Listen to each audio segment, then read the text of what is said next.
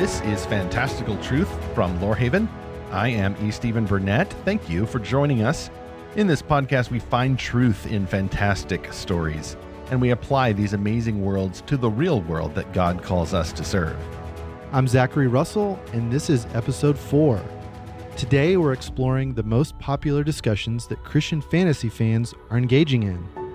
This is taken from an article on Speculative Faith, which examined the top 10 most read articles in 2019 on that same site.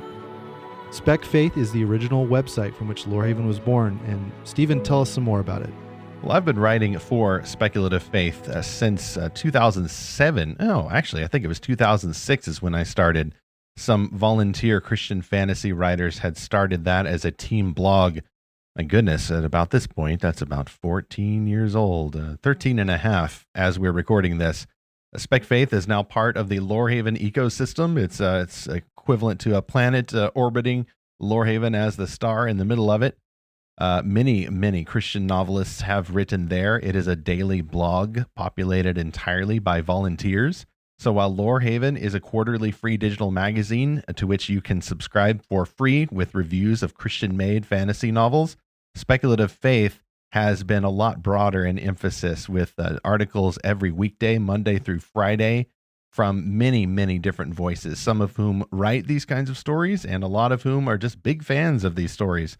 Right now, I'm writing there on Tuesdays, and we have several other contributors who have been very faithful in contributing these many articles since 2006. This article is the one, I actually wrote this on the first Tuesday of 2020 in January, and I titled it, "These are the top 10 most read Spec Faith articles in 2019. Now, a few of those were like a writing contest that we were doing and a review or two that weren't too controversial, but 7 of these top articles at Speculative Faith, they focused on some big current or ongoing debates that are pretty familiar for Christian fans of fantasy fiction. And by the way, when we say Christian fantasy fans, that is a shorthand for Christians who love fantasy no matter where they find it. So we're just going to go through 7 of these debates and kind of do some quick hits of these topics and try to go through them as quickly as possible, even though I'm pretty sure we'll have more to say about at least one, probably more of these in future episodes of the Fantastical Truth podcast. Yeah, and what's cool about Speculative Faith, Stephen, is that's how I got to know you originally. That is right, yes. I found this website, I think in 2016, made a comment on it, reached out to you, because in your bio, we realized we lived really close to each other. And so I credit this website with a good friendship. But that's that whole origin story is a topic for another podcast episode. As is the fact that if you be who you are in real life on the internet, good things happen. So there we go. Do that as often as you can. All right. So let's talk about, well, it's number 11 on the article, but we'll call it number 7 for the purposes of this podcast. The title was Captain Marvel Left Me Baffled and Disappointed. So, Stephen, why this title? Well, this was a review from Marian Jacobs, who has been writing for Lorehaven magazine. She's a friend of mine. She's a mother of 3, and she's a big fantasy fan. And like some, but not all, fans of the Marvel superhero universe on screen, she was not a fan of the Captain Marvel movie that we got last year. She spelled out exactly why she wasn't a fan, but some of the criticisms may be somewhat familiar, especially for those who said, like, she's so stoic. I couldn't really empathize with the character of Carol Danvers. Yeah, I wrote a note here. She's basically Qui-Gon Jinn from The Phantom Menace. And I think that was Marian's observation. Not a positive comparison there, right? Is it? No, you weren't saying Obi-Wan Kenobi. Yeah. Qui-Gon Jinn, who it's kind of forgettable. He was awesome, but looks a little bit like Space Jesus with a laser sword, but otherwise... and of course, it's played by Liam Neeson, who actually playing an action star there. This is what Marian... You should do every article in that voice, by the way. I was barely trying to do the impersonation. Let's work on that for next time. I'll tell you what, though. I really wanted to like this movie. I think we all did. I mean, Agent Coulson is in it from the mid-'90s. Nick Fury is in it. Samuel L. Jackson. Right. Well, in the early days. It's a personal thing. Like, I have daughters, and There's a cat with tentacles. Yeah. And spaceships. I watched this with my 13-year-old daughter, and she was kind of meh at the end of it, and I thought, man, why is it not connecting with her? Why is it not connecting with me? Didn't she want a positive female STEM role model? Yeah. girl power, I and so mean, on. well, especially there's that kind of hero rising sequence at the end that seemed awesome, but Marion had a really good point that ultimately Captain Marvel turns to the silent man stereotype to save her. So it had this sort of weird message about emotions and about engaging with your emotional self or your emotional dimension that is it important? Is it not important to have emotions? I don't really know. I left more confused after that movie with what it's trying to say about our soul and about our emotions. Well, that's because you're a dude. This movie wasn't made for you. And that's a legitimate response from some women who got a lot more out of the story than I did. And as a Batman v Superman apologist, I can understand having your favorite superhero movie or one of your favorite superhero movies being misunderstood or even being roundly mocked. So I'm perfectly open to hearing different perspectives on this movie. But in this case, in Marion's review, she being of the female persuasion and gifting was not a fan. And I don't think it was because some enemies of the movie or trolls on the internet got to her.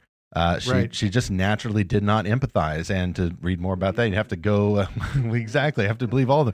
Well, in this case, I think that her points are well worth engaging with, especially when she say, well, the writing of the film was a mess. She also didn't get what was going on with the message about emotions. My guess here, just a personal perspective, not necessarily what Marion wrote. My guess is there was probably more about this in a longer version of the film.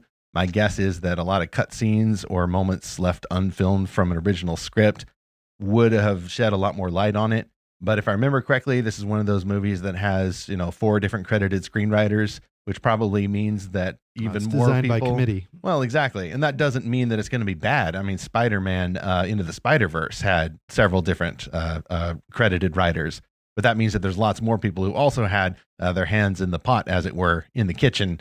And sometimes that turns out great because you've got the creative gifts of all those people being pulled together. And then sometimes it turns out okay. And then along comes a producer or an editor who says, we got to get it down to 2 hours, 10 minutes so we can get in more showtime. So yeah, and that's just my theory. Haven't read anything about that. It just feels like that's what happened. That's an interesting theory. I definitely can see that at work because so I work in the film and video world and it's very much a collaborative process, but it really does come down to a director or producer being a strong decision maker and hearing a lot of ideas and input, but having a clear vision for it. And I personally, that's what I think was missing is just having a singular, clear vision about what it's trying to say and what it's about. But I really like what Marion had to say in this article, and I'm quoting here. She says, "When we marry logic and emotions, we better understand who God is.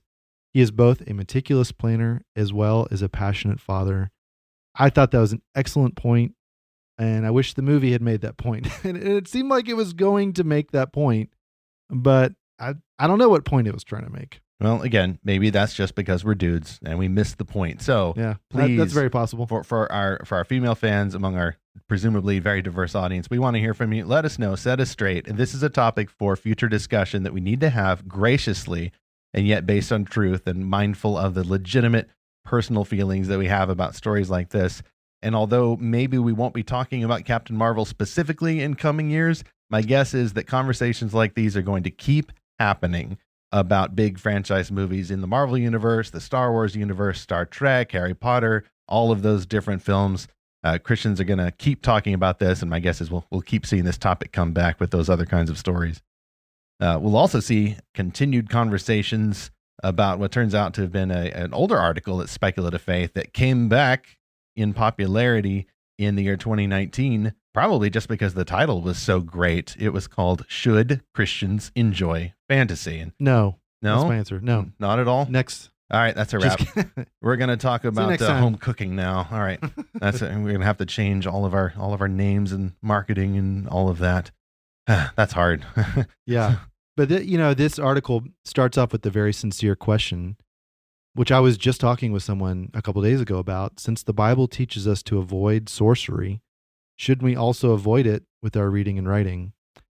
And I can understand this question. And long story short, maybe another podcast episode, there was a time in my life when I had to get far away from the fantasy genre, and it wasn't something healthy for me for a while. And Pam, the author of this article, says she never had any doubts about whether it was okay to enjoy fantasy. In my case, I had some doubts, and there was some personal experiences. Like I said, whole long story. I don't really feel that way now. I got to a point where, hey, I can enjoy these books and it's fine. But what my journey through all this has made me realize is there are different convictions about this, and there's room for that, and among Christian fans. Pam says if you pick up a novel and it doesn't sit right with you, stop reading it. It's okay to put it down. And if you're listening to this and you're the type of reader that could never imagine not finishing a book, that may be really hard to take that advice. I can relate to that. I have a lot of books that I've abandoned them effectively, but I haven't officially abandoned them. You know what I mean? Like they're sitting on my nightstand. They still got a bookmark in there. I'll get to them eventually. But there really is a point at which for you, it may not be good to finish that book, and that's okay. And the main point she makes, she says, quote, "There's a difference between using magic and wizards to move the plot along versus glorifying the practice of them." And I think that's really what the debate is about. Stephen, what do you think? I know you have a lot to say about this. Well, definitely. And we actually have the specific topic of fictional magic up here again on this list, as I think it has in one way or another every year since I wrote that other article. It really comes down to, what are the definitions of magic? What are the definitions of wizard in the real world versus the fantasy world? In this case, I really love Pam Halter's emphasis on what you benefit from. And to me, speaking as a Christian, that is something that you absolutely have to keep in mind as you're enjoying fantasy. I think that fantasy, creative gifts, all of that comes from God. The gift of imagination is found implicit in that Genesis 1:28 call to fill the earth, subdue the earth, steward the earth, and make something of the creations that God has given us. Of course, now we don't live in that perfect world anymore. We live in a world of sin. And so we're going to have those sinful struggles with good gifts. That is absolutely expected. Now that Jesus has saved us, we're set forth on that journey, but it is a quest, and we're going to keep encountering those areas of temptation, even with good gifts. How much is too much fantasy? When do I stop enjoying the gift and actually start idolizing the gift?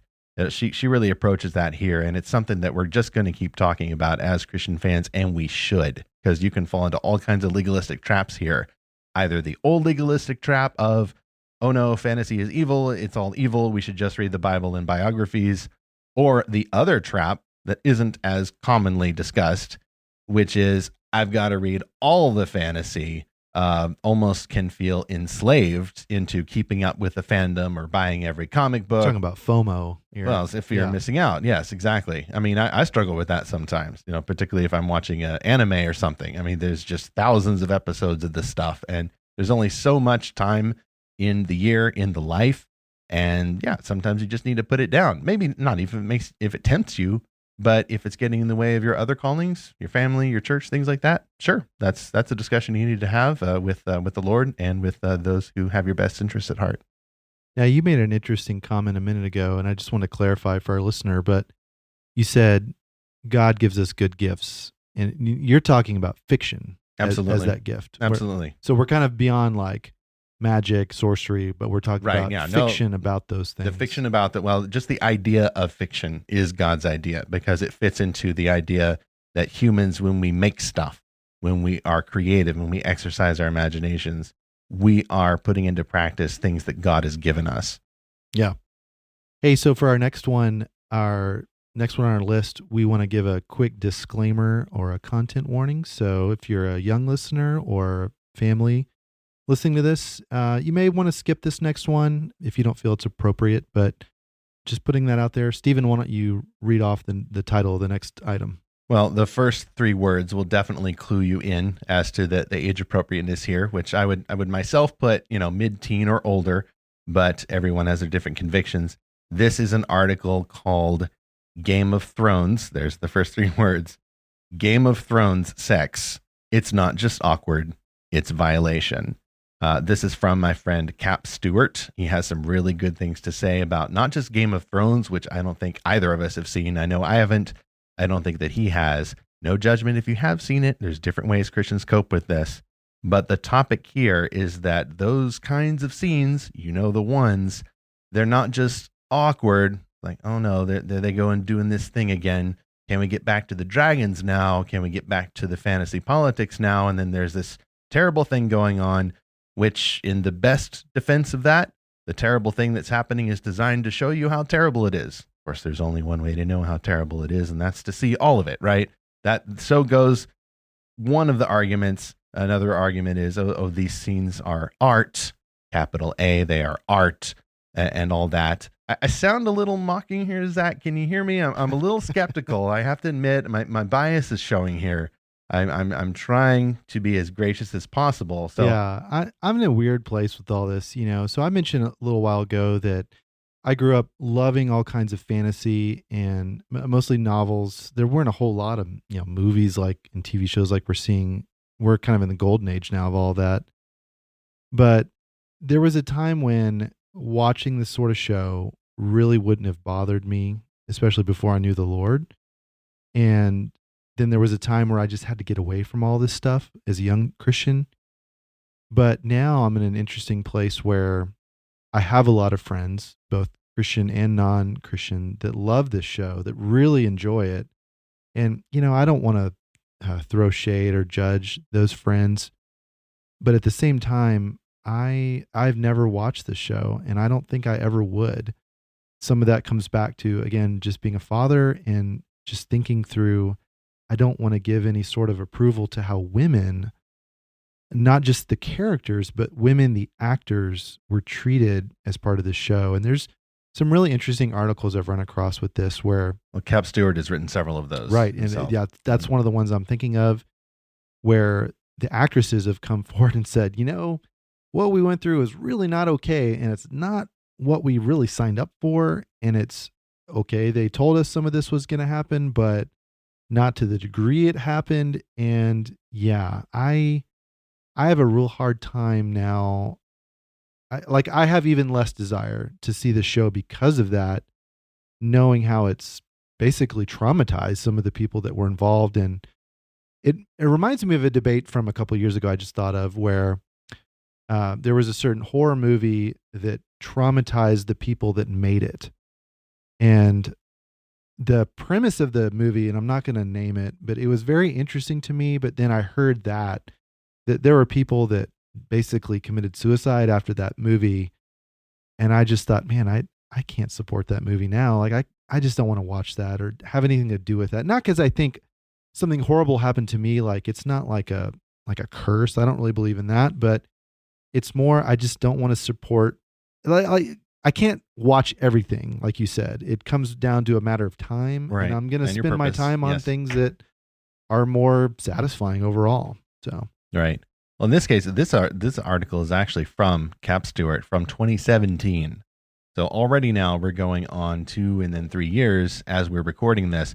Christians have been talking about this show in particular for a long time, but last year it actually wrapped up with a controversial finale, where I actually have an article about that later on, one that I wrote last year. But in this case, what you mentioned there about the difference between, and it is a difference, and this article is a good introduction to the difference. Usually when Christians are talking about shows like these, we approach it from the perspective of personal purity. In a debate about a show like this, one person says, I watched the show, I fast forwarded the bits, I didn't sin any more than usual. Another Christian may say, and yes, I do think that this can be something that a sincere Christian says. I know of at least one conservative political columnist who's in this camp. He says, I watched the show, he doesn't mention anything about fast forwarding anything. He mentions that stuff doesn't bother me.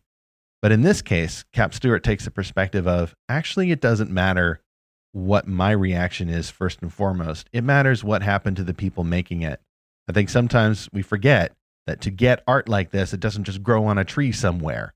People have to sign contracts and train hard, and they're human beings. And there are difficult working conditions, even in a movie where nobody has to film these kinds of scenes. But in this case, like you said, people have spoken out afterwards, particularly women, and said, actually, yes, it was my choice, but paraphrasing what they've said, what they say afterwards, indicates that they felt pressured to do it. It was a system. There are men in the system. There are abusive men in the movie making and show making system. We know this, and in this case, it's not just the overt, terrible stuff that goes on that we're hearing about with the hashtag #MeToo movement, but this is the subtler and possibly scarier form, is where some of this exploitation, and that's the word to use, is happening right in front of us. So, oh man, we could go on about this for a very long time. Just a quick wrap up to that. We're going to have more episodes about it too. Just a quick wrap up to that. I thought of this term, I've heard a lot, ethical consumerism. That's a whole other podcast episode probably, but that is the trend I've noticed among Christians and non-Christian viewers of these shows, is they're having that same sort of reaction of, can I enjoy a product that was not ethically created? And this goes not just, this is way beyond the media world now. This is coffee and I can't help but think about it when I'm unwrapping Christmas lights that I know were probably made in China somewhere. Right. And how are they doing? You know, is this helping people in China? Is this helping their working conditions over time? Or am I just enabling them to stay in a really terrible situation? Right. And I think that's the more interesting argument that Christians are having. So we're going to keep having it. So let's move on to our next one. If you're just joining us again, we are at number 4. And this is 6 Christian white magic spells worse than fantasy magic. Now, Stephen, this is one of your articles from 2016, and I want to hear more from you about it in a minute. But, you know, I had this revelation once, and this was years and years ago after watching a horror movie, which, you know, if you're listening to this, you're just getting to know us. I actually don't watch that much horror. Well, that makes 2 of us. A lot of it is kind of in my past, but... that makes 1 of us. That's, well... No judgment at all. Yeah. I read Dracula a few years ago and I was rather enthralled, so I can definitely see the appeal. It kind of comes and goes for me, but I had this thought years ago. What if the point of the devil using fear against us is to get us to trust in the wrong things? Ooh. So there's certain cultures in the world that are fear power based, and there's a heightened attention given to evil spirits. They want protection. So they put their trust in amulets or rituals or certain people that fill that role. I just thought, you know, that's not how we usually think of fear and horror in a postmodern world. But what if the whole point of spiritual warfare is to get us just to take our trust away from God in some subtle ways, maybe as a Christian? So what if in our being consumed with worry about black magic, we fall into the other ditch of trusting in white magic? And I want to hear what you mean by this title, but I'll tell you what I think you mean, and you can tell me if I'm right or wrong. Go for it. This is actually one of my pastor's favorite stories from the book of Acts, or maybe the favorite story in the whole Bible. It's where some unnamed disciples try to cast out a demon, and they say, in the name of Paul, and then the demon says, well, I know about Jesus and I know about Paul, but who are you? And then that is so funny. In being like in the Bible. Yeah. So the demon through this man beats them all up, and they really get, they get turned out of there. When I read that passage, I hear once I get over the seriousness of the situation, I still hear the Benny Hill theme in the middle, the yakety sax. It's the most slapstick part of the Bible. It is really one of the more slapstick parts, and yet it is also very serious because, you have people, don't know whether they're well-meaning or not, but they're just running around going, oh, I know if you say this name, you get to cast out demons, and people like that, and they might give you money, so I'm going to give it a shot. Yeah. And they ran into one demon who did not play by the rules that they just made up.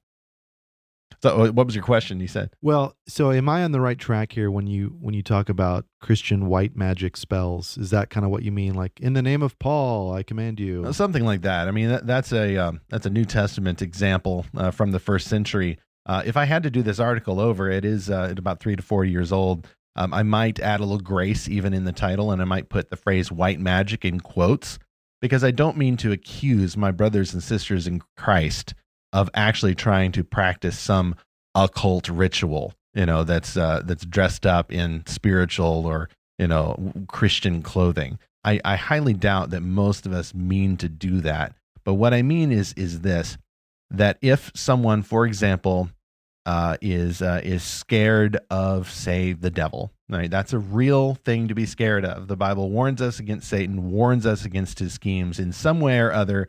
Satan and his demonic agents are still active in the world today, even though Scripture says that Jesus has defeated Satan. He's a defeated foe, but he is still, in some way or other, still able to tempt the world. Most Christians believe this. Okay, so let's say that we are afraid of Satan. Now, what we end up doing then, some of us for real, will, let's say, walk into a room. I've actually seen at least one spiritual warfare author who suggests this. You walk into a room and you say a prayer or even do some kind of physical motion to cleanse the room of a dark spiritual influence. There's nothing in the Bible that describes a situation like that I've seen, much less tells us to do something like that. And there's actually something more pagan about a practice like that than there is in the Bible. The Bible doesn't say that we take physical space back from the devil with particular words or rituals or prayers or thoughts or even use of the name of Jesus.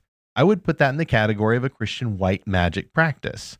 And what I said in this article, I describe a few of those examples, I hope in as graciously a fashion as possible. And what I say is, quote, God never establishes a magic system.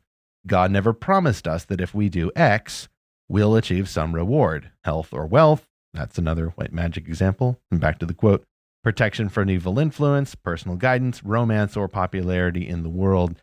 Instead, he promises something better himself, with grace to meet every challenge, end quote. And I would point back to Deuteronomy 18, which warns God's old covenant people, Israel, against what would have been to them white magic practices. It talks about divination and some other practices that to them may have seemed harmless. The point was to make sure that they could have a lot of children, that they would have a good harvest that year, that they would know what was coming in the future. God tells them, no, don't do that. And oh, by the way, also don't do dark magic like sacrificing your children. What he says instead is, it's okay to want to know what's in the future. It's okay to want to have that reassurance, but I'm the one who gives that. God says, I'm the sole provider of those promises. So instead of doing these magic practices, you must look for my final prophet. When he shows up, he will tell you what to do. I'm paraphrasing a lot from Deuteronomy 18, but suffice it to say, you can't read the don't do magic parts without getting to the trust Jesus instead parts. You're talking really, Stephen, in kind of the realm of rituals that we can fall into doing as Christians that become sort of this system of what we trust in for safety, for prosperity. And I think I can relate to this in one way. There was a time where I believed that I had to start every single day by reading the Bible. Well, even that can become right. a kind of white magic practice, now, especially if you're expecting, if I do this, then I'm going to get this. Yeah, that's what I'm getting at. Because we should read our Bibles every day. Absolutely. There's nothing wrong at all. In fact, it's very encouraged to read the Bible every day, but is it required to have success in life, success in business? Well, that's where you're getting into sort of the wrong motivations for reading the Bible, because the Bible is what points us to God. Like Jesus said to the Pharisees, you study the scriptures because you think in them you'll have life, but these are the scriptures that testify of me. So life is found in Christ. The scriptures point us to Christ. It's not just the act of opening my Bible and reading it that is going to give me life. It's right. Christ that gives us life. And so nothing wrong with reading the Bible. Like, don't hear us say, listener, that we think you shouldn't read the Bible every day. But, those little odd sort of motivations can creep in, even with good things. And I think that's the spirit of what you're going for with this article is it's not wrong to call upon the name of Jesus for protection from demons. But if you've somehow created this system that is sort of extra biblical, well, maybe you should think about that. But right. And I might say it a little bit differently now, particularly with the grace that I mentioned. Yeah. But here, especially writing on speculative faith for an audience of Christian fans of fantasy, nerds, geeks, comic readers, movie lovers, my point in emphasizing this here is that you don't make everything safe in your fiction just by getting rid of the obvious things or what you think might be obvious symbols or images that represent magic. Broomsticks, wands, the wizard robes, things like that. All of those may or may not be harmful in the story to you or to anyone, but Christians sometimes will give the white magic bits a pass. And I will, point to certain devotionals or nonfiction or other materials that do literally encourage practices that sound a lot like promises that God hasn't given. If you do this, then you're going to get health, wealth, prosperity, a happy family, kids that follow Jesus, more influence in the world, a nice platform for your preaching ministry, things like that God may give you, and we hope he will, but may not give you. Either way, it's not going to be because of anything you did. Let's move on to the next one. Absolutely. This one won't take as long. It actually points more towards a broader topic that we see. Well, this is the one that really baffled you when we talked last time. Just a bit, yes, because it keeps coming back in the top items in speculative faith. People keep looking for this and then tracing it back to the speculative faith website. Sometimes I see that result every day on there. This is number 3. Analysis of Hell is the Absence of God by Ted Chiang, Part 1. So when was this written, Stephen? Oh, man. This was literally in the first year of the site, 2006, by a writer who was writing for us at the time named Mirtika Schultz. And she was writing about the short story or novelette actually from sci-fi writer Ted Chiang is titled, quote, "Hell is the Absence of God," end quote. And people keep looking for this story, or when they do look for this story, somehow speculative faith ended up being on the top searches at Google, just because of something she did with the title keeps sending people back. And apparently this novelette won the Hugo and Nebula Awards, and it was set in a story world that she describes in this analysis, quote, "The what if behind it is simple. What if hell, heaven, angels, and God were a reality, something factual, something you saw and experienced and that got reported on the news? What if faith was removed from the equation because there was no longer room for doubt? What would the world be like? What would individual human reaction to the world be like?" I actually pulled up this, end quote, by the way.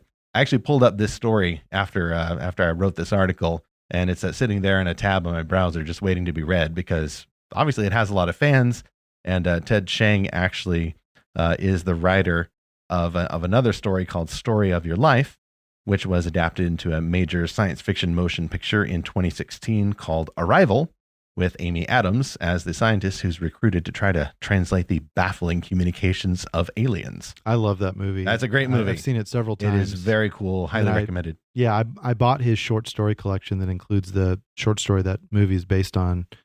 How was that? Dennis Villeneuve? How do you say it? Yeah. Yes, who is directing the Dune adaptation. So yeah, so much atmosphere in that movie, and yeah, it's actually, I think it's one that that families with older kids or teenagers can watch together. Like, it's not an Independence Day. It's not a Men in Black. No, it's not a silly or a scary. It's so character driven, and yet also there's a great plot twist as well. I haven't read the story or Hell's the Absence of God just yet, but I really want to. And obviously, its fans keep finding speculative faith, so maybe I should put more ads on that page or something. Yeah, well, he's a very popular author. I mean, and rightly so. He's written great stuff, and so it's neat that we are having conversations about him on speculative faith because he's a leading voice, I would say. Well, and about the broader topic, and this I think is where the debate comes in. It's not that people are visiting this page to debate it, but obviously science fiction authors are just going to keep being fascinated by religion. We have this mindset in our heads that all or most science fiction is influenced by humanism and or mystical ideas, New Age type ideas, Eastern thought. I mean, there's some of that in Star Wars, obviously, and Star Trek is very influenced by classic humanism, at least the original versions of the series. But especially in written science fiction, these authors just can't help but go back to these themes of religion and ask what if. They're just too fascinating to stay away. I think even a couple of episodes ago, Zach, you mentioned the Arthur C. Clarke story about the Star of Bethlehem. What if it was a supernova? I don't think that Arthur C. Clarke actually believes there ever was a Star of Bethlehem, or believed, but he couldn't stay away from the idea. Right. And so we're just going to keep talking about those science fiction authors and these concepts, and whether or not they're Christians, they just love these ideas, and therefore, hey, come on in. you're probably going to mess up exploring the ideas from a truth perspective, but we would love to have that conversation with you and take you back to the source material in the Bible. Not to get too off topic, but I do wonder if some of the classic writers of science fiction actually were interested in religion, or they knew their audience would be. But I don't know if there's any way of knowing that. But I'm sure some of them could have been real sneaky about it. The quickest way to subvert someone is to tell their story to them in your own special way. Well, you mentioned Star Trek, though, and I've long thought that the most unbelievable thing about Star Trek is a future with no religion, like a human future where there's, religion is this kind of quaint thing that happened hundreds of years ago, and there's also no money and there's no war. I'm like, how'd you get rid of all those things at once? Like, I don't know. Maybe someone thinks they're all part of the same malady of human nature, but I think so. I think Gene Roddenberry thought that. Yeah. But even the classic Star Trek series had to, because of the speech codes, mention belief in monotheism. And at one point, like where they're fighting Apollo and Captain Kirk says, we're through with you and your kind. We find the one God quite well enough. Thank you. That sounds like a speech code enforcement to me. He couldn't be completely atheistic in that moment in the 1960s. Yeah, I'm mostly thinking of Next Gen. Well, in Next Gen, though, what's interesting is that occasionally they will slip. I remember at one point, Dr. Crusher reunites with Wesley, and she says, Wesley, oh, thank God. And like, Dr. Crusher, are you the closeted Christian on board this humanistic starship? I just there think was it's something a phrase going on with you. say. I think it is, but in a futuristic society without God, why would you keep saying that? I think it is one of those, maybe it was an ad lib or something in the script, but anyway, Star Trek couldn't stay away from religion for long. In Deep Space Nine, it was fully embraced. Wonder if we'll see Think Elon or Think Bezos or something. Oh, yes. In the future. But way off topic now. All right. Number 2, standing up to the YA fantasy impuritans. Oh, man. So, wow. Big story in 2019. Yeah. Well, give us a quick summary of that, and then I have some commentary on this. All right. So, I'll take us back actually to the guest article that we had just last year by L. Jaggi Lamplighter. It's either Jaggi or Jaggi. I hope I'm pronouncing that correctly. She is herself an author, and she was summarizing what had happened when folks in the ecosystem of what we might call YA Twitter, YA meaning young adult, meaning fiction that's meant for young adult readers. There was an author named, again, pronunciation disclaimer, Emily Wen Zhao, who was writing a book called Blood Heir, which apparently early reviewers read and thought that she was mishandling different characters' ethnicities, and some of them began getting onto the Twitters and accusing her of cultural appropriation and basically a wide array of race-related sins. And at one point, her book, Blood Heir, was actually going to be pulled from publication. I think the author herself was so besieged that she thought, what is happening? I am trying to do my best here. May as well just pull the book. And she had made it to the top. It was a big publisher. This was a trilogy. She was under contract for it. If you know anything about how books are made, I mean, this is huge. It was ultimately published after some of the furor died down. Was it by the same publisher? I believe so. Okay. I mean, we've got the cover right here. But did they actually in the change article all the elements that I'm not sure like? if the actual contents I were need to changed follow or up on not? this, because that's my big question. Right. And that's something that Christians obviously are concerned about. Diversity rightly defined by Scripture. We're concerned about being sensitive to people, absolutely. But most of us would not try to ban a book unless there was something in there that was actually deceptive or harmful or based in plagiarism. I mean, Christians have had instances where we've called nonfiction, especially nonfiction authors, to account if it turns out that they have actually stolen the content of their book from someone else without attributing that person, or if they've bought their way onto a bestseller list or done some other very shady deals. There was one book that was actually recalled. It was one of the heaven tourism books that were popular a little while ago. The young man who said, yes, I was sick, very sick, and then I went to heaven. It turns out he manufactured the whole thing, and there's a whole family drama there and all of that.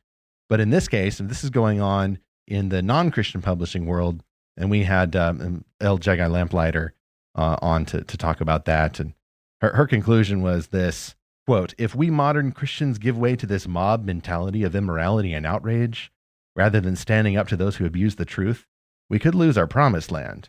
America has been a promised land in many ways, a place of freedom and human dignity. These benefits have been vanishing in recent years, not because some tyrant has taken them from us with bayonets, but because we are ceding this willingly due to the insistence of the impuritans." And the article was actually called "Standing Up to the YA Fantasy Impuritans," which I think is a really great way to label them. Yeah, so I had so many thoughts about this. As Lamplighter says in the article, that the core argument against this book seemed to be not that there was a story involving slavery, but that the slavery wasn't based on skin color as it was in America's past. But in this book, you were a slave if you were a magic user, or you became a slave, or you were enslaved. And so, to quote Lamplighter, they condemned her, the author, for allowing slavery to be about anything but skin color. They actually said this. So I'll take her word for it. I looked into this, whole controversy at the time, and I just walked away I felt so sad for this author, because she's come from China to America, where well, that's right. She herself could be seen as an ethnic minority. Right. So she's and if you study the Cultural Revolution, a lot of what has happened to this author really mirrors that experience there. So I thought that was so tragically ironic. Now, on a regular basis, I interact with international students from China. And a big thing I always try to make them feel is welcome. Like, welcome here, welcome to my house, welcome to all these friendships. And this whole, cancel culture did totally the opposite.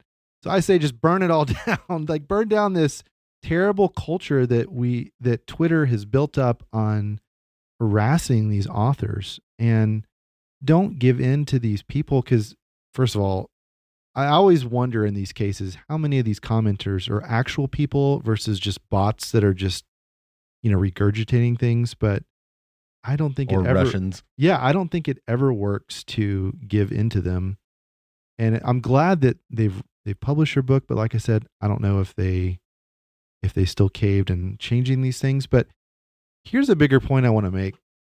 We're getting to this weird place where readers of fiction are demanding too much reality from a made up story. Like they don't want a story that's about a totally imaginative world. They want a story that has a message about this world. And so it's really like a matter of, you don't want art, you want propaganda. I thought it was Christians who were supposed to be like that, right? Because that's what we hear. We want just fiction to be the disposable wrapping, and then once we unwrap it and we get the truth out, we just discard the wrapping. Right. I thought that was the idea. It doesn't matter what a shell is on the outside, but only the moral truth on the inside. It's a wrong kind of pragmatism that really does fail to respect not only what art is for, but the fact that when you don't treat art that way, when you treat it as if the making of art is a good gift of God, then it's actually going to be more effective. You're going to get your way of saying something, for example, about slavery, to help people imagine, not just drilled into their head like a fact from the multiplication table, but actually work through and imagine, oh, this is what's wrong about certain groups of people oppressing other groups of people, and making them into slaves based on anything at all. Yeah, based on an innate attribute. Right. Whether or not you're a magic user, or you have, certain colored eyes or certain colored skin, if anything, changing the motivation for the slavery can actually help a reader of the story access the underlying evil. Because slavery itself is actually the fruit of an idolatry. It is terrible on its own, but what's more terrible is the evil assumption about yourself and your importance that would lead you to think, how dare you think that you can actually do that to another person, and build an entire system based on some kind of oppression of another person. And in America, that's been often racial oppression or class oppression. And in other nations, we see that oppression based on other things too, that There's religious suppression, all kinds of different motives for that. Fiction should explore all of that.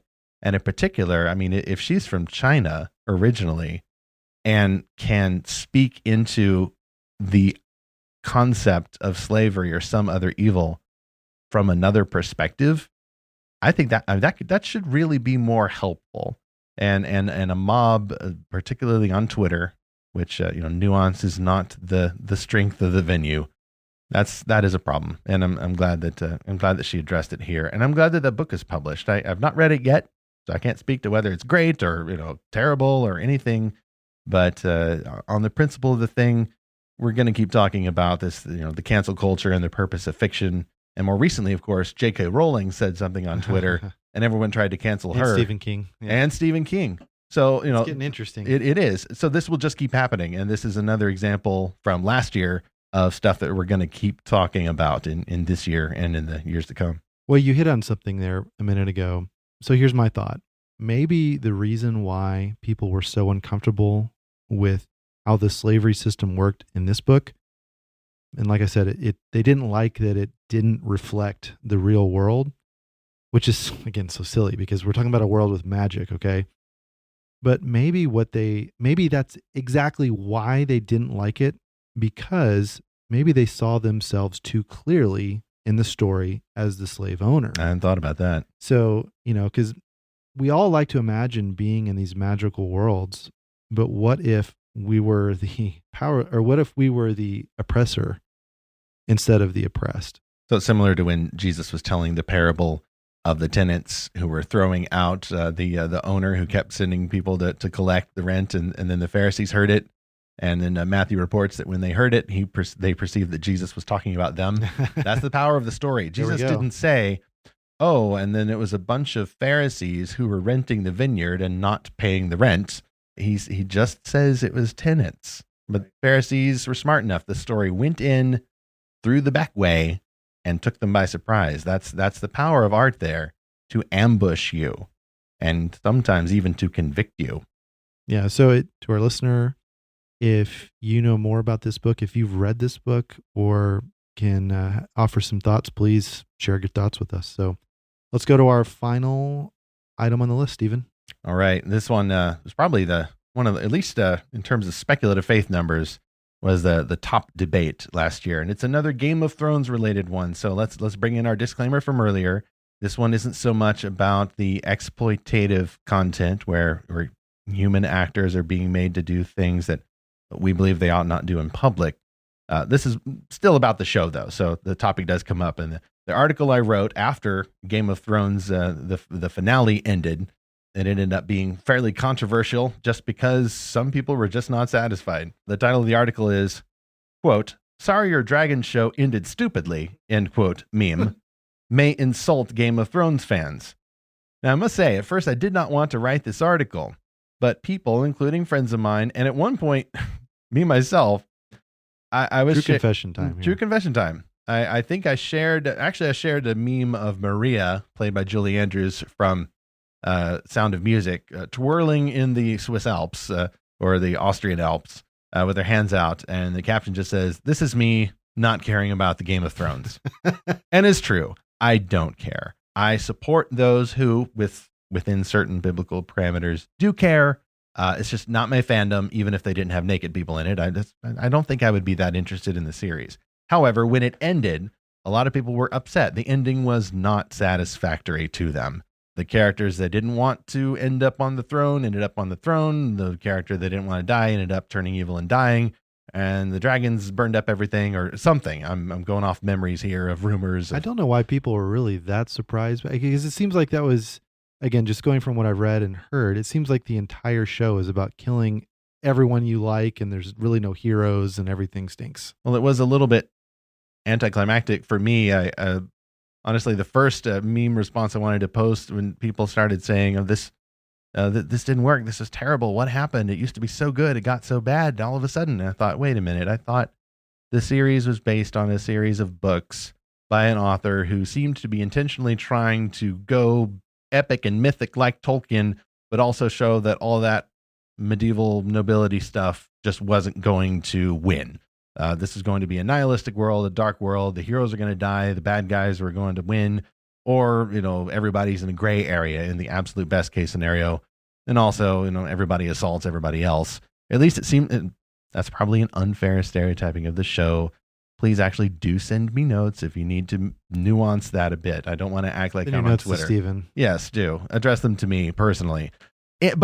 Or don't, because in this case, I actually came to the defense of Game of Thrones fans.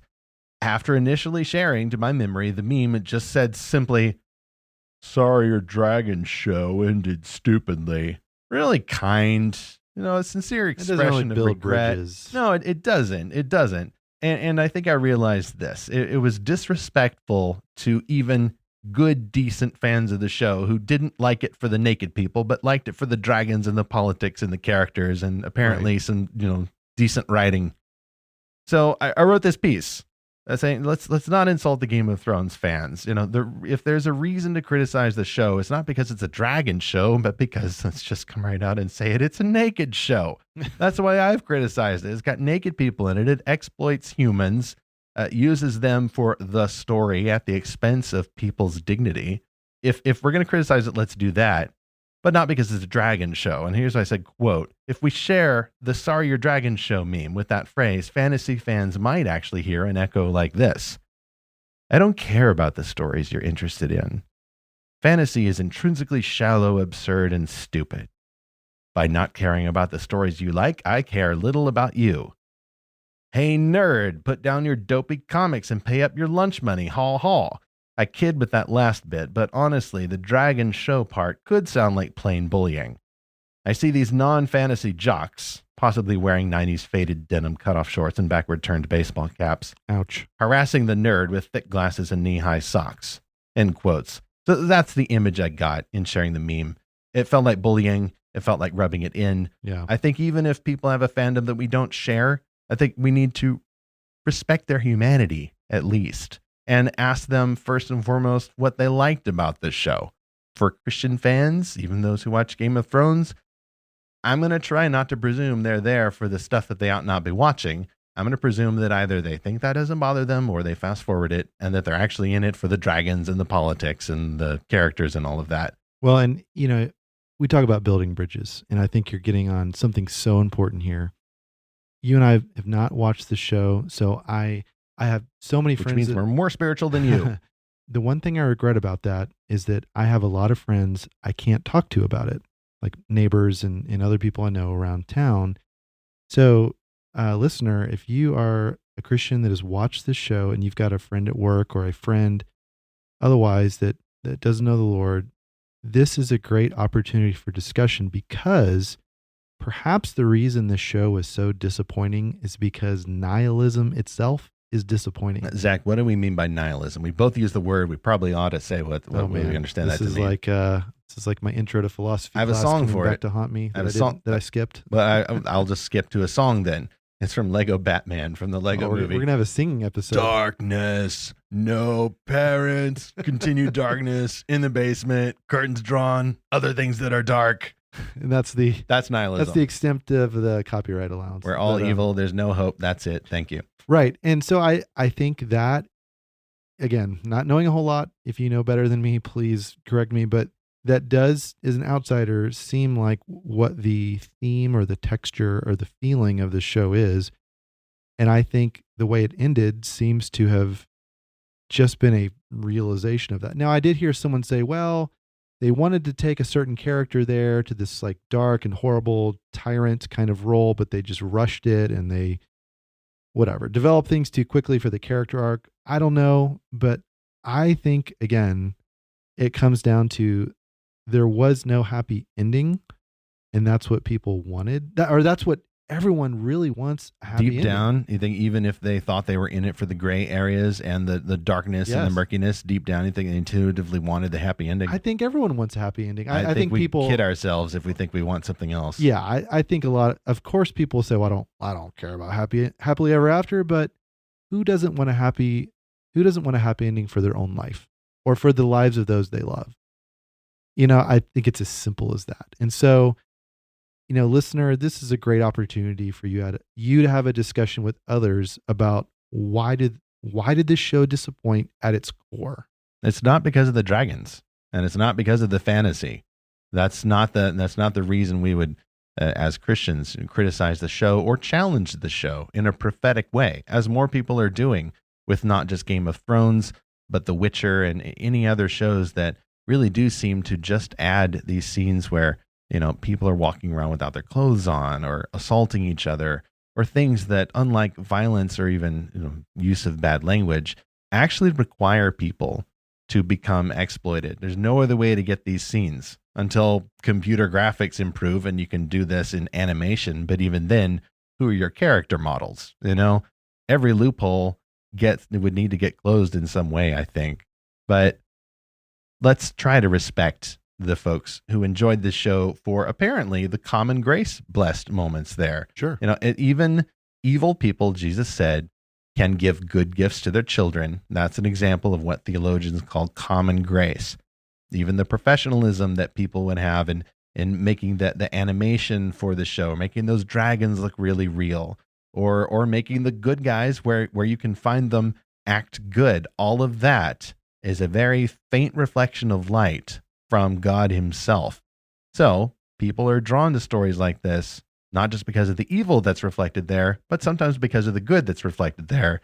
Because even though humans by nature are evil, God has given us little bits of good that we just can't help but seek out, even in a show like Game of Thrones or The Witcher or other shows that have a lot of issues with them. Well, tell us what your favorite topic was from this list, listener. Let us know on our website. We'll have a poll that you can chime in on, or email us at podcast@lorehaven.com. And maybe we'll just do an episode on whatever topic gets the most votes. I think that'd be a lot of fun to know what you and all the other listeners think is the most interesting topic from this list. And if you haven't yet, please subscribe to the show. We're a new show, and we'd love for more people to hear about this show. So tell a friend and share about this show with others. And email us your feedback. What kind of topics do you like? What kind of books do you like? We'd love to know what you're interested in. And what do you expect to be debating about as a Christian fan of fantasy going forward in the year 2020? You can also subscribe to Lorehaven Magazine. That is a free online publication. We put it out every quarter. It is full of reviews of Christian-made fantasy, sci-fi, and beyond published novels. You can also get access to the podcast on the website and those daily articles from the Speculative Faith blog. Join the conversation. You can also comment on this podcast listing at the website and let us know in that poll what you think is the topic that warrants further discussion in a future episode of the podcast. For now, thank you so much for joining us. Next time, we are going to talk to someone who actually had watched the show The Witcher and had reviewed that show and had some concerns as well about the content therein, some of the exploitation of actors. But unlike us, he has actually seen the show, and so he's a little bit better informed to go in depth about that. He actually shared his article on the Lorehaven Facebook page, which you can get to by facebook.com/lorehavenmag, and got a lot of really good comments from folks about that on all sides of the issue. So we'll explore all of that on this quest. Thank you again for joining us on this quest. Next time, we'll do the same thing we always do here. We will seek and find fantastical truth.